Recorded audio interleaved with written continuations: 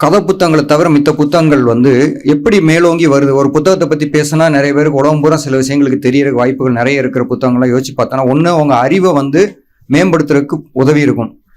அப்படி இல்லைன்னா சிந்திக்க வைக்கும், சிந்தனையை தூண்டுற மாதிரி இருக்கும். இதுவும் இல்லைன்னா அவங்க வாழ்க்கையே மாறி இருக்கும். ஒரு புத்தகத்தை நான் படித்தேன்ப்பா, அதுக்கு பிறகு வந்து நான் வந்து எனக்கு இந்த வாழ்க்கை எனக்கு ஒரு மாற்றத்தை கொடுத்தது அப்படின்னு. இதை மாதிரி அந்த சொன்ன 85% மக்களுக்கும் இது நிச்சயமா இது நடந்திருக்கும் வாய்ப்பு உண்டு. நான் இதை மாதிரி வந்து 50க்கும் மேற்பட்ட நான் சொல்ற கதை புத்தகங்கள் நிறைய படிச்சிருக்கேன். நான் சொல்றது வந்து வாழ்க்கை மாற்றத்துக்கான புத்தகங்கள், சிந்தனைக்கான புத்தகங்களா ஒரு 50க்கும் மேற்பட்ட நியூயார்க் பெஸ்ட் செல்லர்னு சொல்லி விற்பாங்க. அதனுடைய பிரதிகள் வந்து எப்படியும் கோடிகளில் வந்து வித்திருக்கும். அதை போட்ட அந்த ஆத்தருடைய வாழ்க்கையே புத்தகம் போட்ட படித்தவன் மாதிரி தான் இல்லையா, அவருக்கு நல்லா மாறிடும் வாழ்க்கை. அவர் பல 100 கோடி சம்பாதிச்சிருவார் அவர். இந்த மாதிரி நிறைய விஷயங்கள் நடந்துக்கிட்டு தான் இருக்கு. சரி,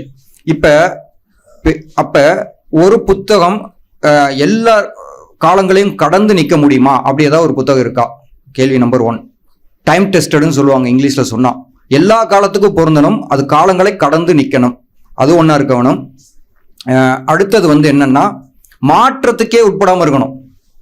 ஏன்னா இது சொன்னால் அதனுடைய அடுத்த விஷயம் அதுவாக தான் இருக்க முடியும். மாற்றத்துக்கே அது உட்படக்கூடாது, ஒரு சேஞ்சும் வரக்கூடாது. நிறைய பேர் புத்தகங்கள் வந்து பதிப்பு 1, பதிப்பு 2, மறுபதிப்பு, திருத்தப்பட்ட பதிப்பு அப்படின்னு சொல்லுவாங்க.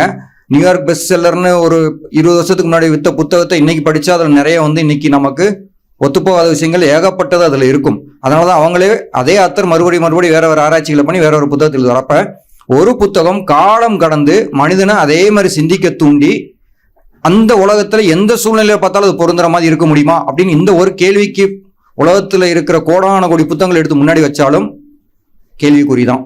ஒரு புத்தகத்துக்கும் ஒரு மாதிரியான நம்ம ஒரு பண்புகளை சொல்ல முடியும். இந்த புத்தகம் வந்து ஒரு சயின்ஸை பத்தி பேசுதுப்பா, இந்த புத்தகம் இயற்கையை பத்தி பேசுது, இந்த புத்தகம் மனிதனுடைய உளவியலை பத்தி பேசுது.